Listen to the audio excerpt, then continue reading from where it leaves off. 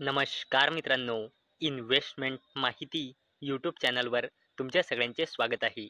तर मित्रांनो, आजच्या व्हिडिओमध्ये आपण या वीकच्या इम्पॉर्टंट न्यूज आणि इम्पॉर्टंट अपडेट बघणार आहोत. तर चला व्हिडिओ स्टार्ट करूया.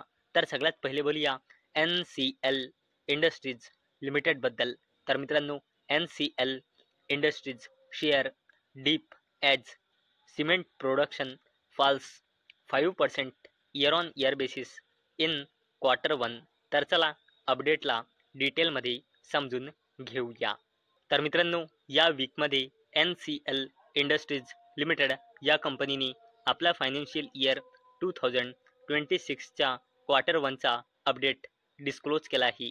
तर मित्रांनो, NCL इंडस्ट्रीज लिमिटेड या कंपनीचा सिमेंट प्रोडक्शन या Q1 मध्ये आला आहे 6,34,256 मेट्रिक टन्स, जो एका वर्षाआधी होता 6,69,016 मेट्रिक टन्स. म्हणजे मित्रांनो, NCL इंडस्ट्रीज लिमिटेड या कंपनीचा सिमेंट प्रोडक्शन Q1 मध्ये इयर ऑन इयर बेसिसवर 5%ने डिक्रीज झाला आहे. चला आता बोलूया PSU कंपनी NBCC इंडिया लिमिटेडबद्दल. तर मित्रांनो, NBCC receive RBI nod complete equity investment in Dubai base subsidiary.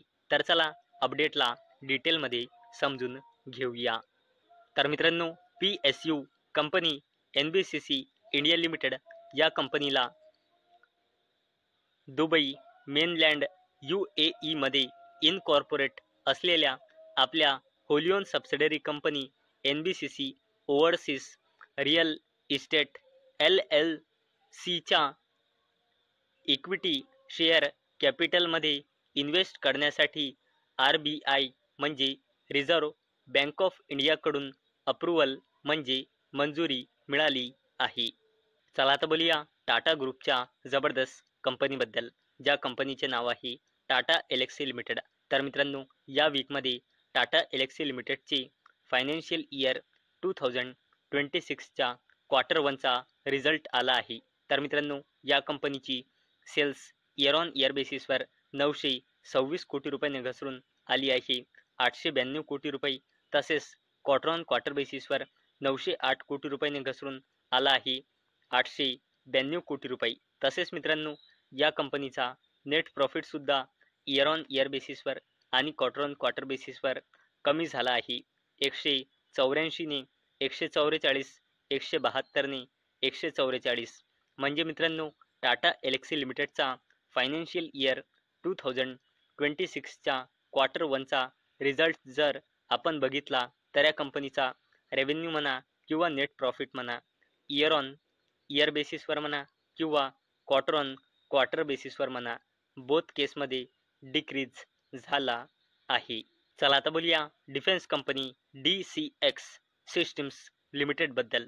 तर मित्रांनो, DCX systems share jump after securing industrial licence for radar EW and avionics manufacturing.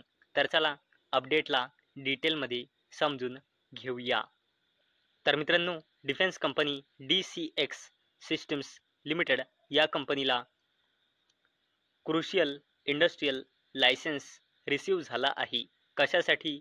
To manufacture highly sensitive defence and aerospace systems. आणि मित्रांनो, हा एक DCX systems limited या कंपनीसाठी खूप positive update आहे.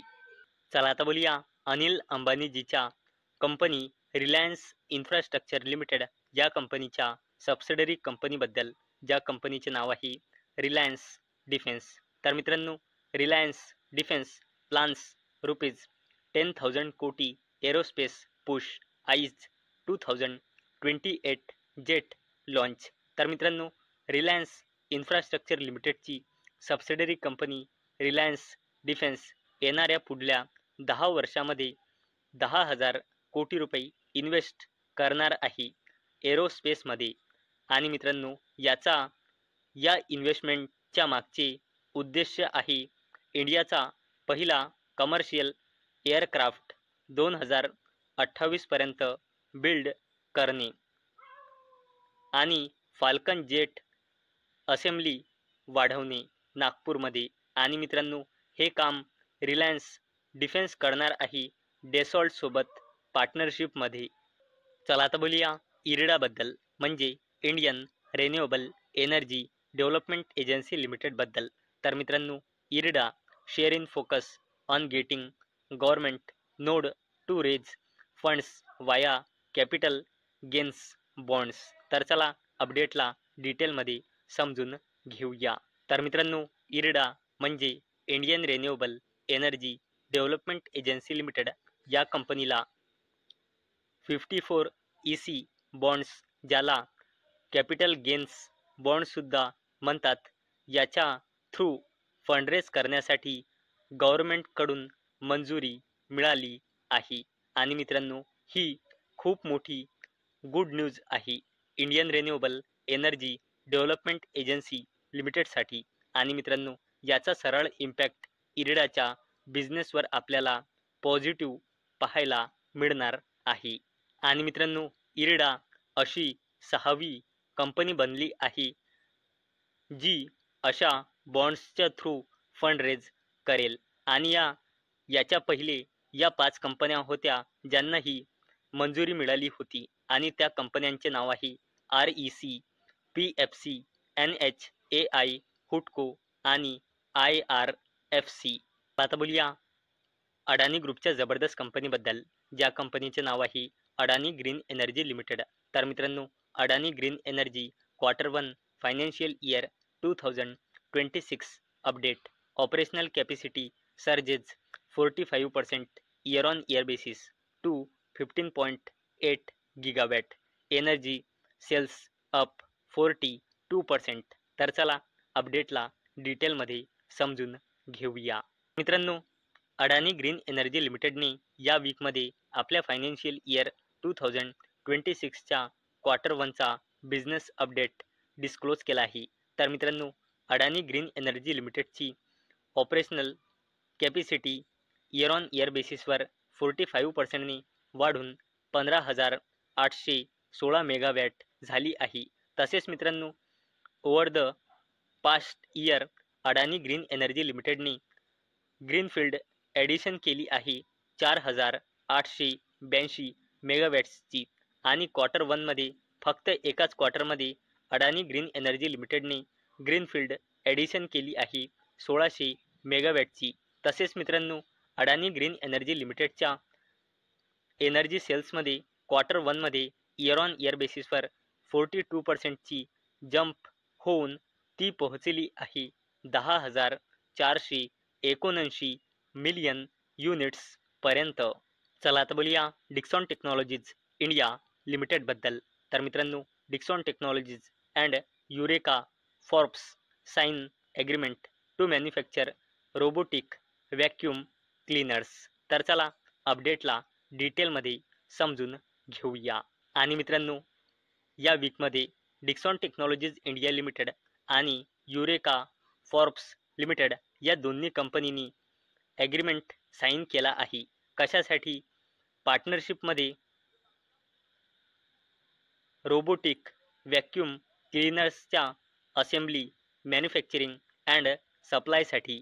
आणि मित्रांनो, यामुळे दोन्ही कंपनीचा इंडियाच्या ग्रोविंग होम केअर सेगमेंटमध्ये प्रेझेन्स म्हणजे पोझिशन त्यांची या सेगमेंटमध्ये अजून मजबूत होईल. म्हणजे मित्रांनो, या अपडेटचा इम्पॅक्ट डायरेक्टली या दोन्ही कंपन्यांच्या बिझनेसवर पॉझिटिव्ह पडणार आहे. तर मित्रांनो, आजच्या व्हिडिओमध्ये आपण या वीकच्या इम्पॉर्टंट अपडेट आणि इम्पॉर्टंट न्यूज बघितल्या. तर मित्रांनो, मला अपेक्षा आहे हा व्हिडिओ तुम्हाला इन्फॉर्मेटिव्ह वाटला असेल. तर मित्रांनो, जर तुम्हाला हा व्हिडिओ इन्फॉर्मेटिव्ह वाटला असेल तर या व्हिडिओला लाईक करा आणि चॅनलला सबस्क्राईब करा. आणि मित्रांनो, हा व्हिडिओ फक्त आणि फक्त एज्युकेशन पर्पजसाठी बनवलेला आहे. माझ्याकडून काहीही रेकमेंडेशन नाही की तुम्ही या स्टॉक्सना बाय करा, सेल करा किंवा होल्ड करा. तर चला भेटूया नेक्स्ट व्हिडिओमध्ये. तोपर्यंत टाटा, बाय बाय.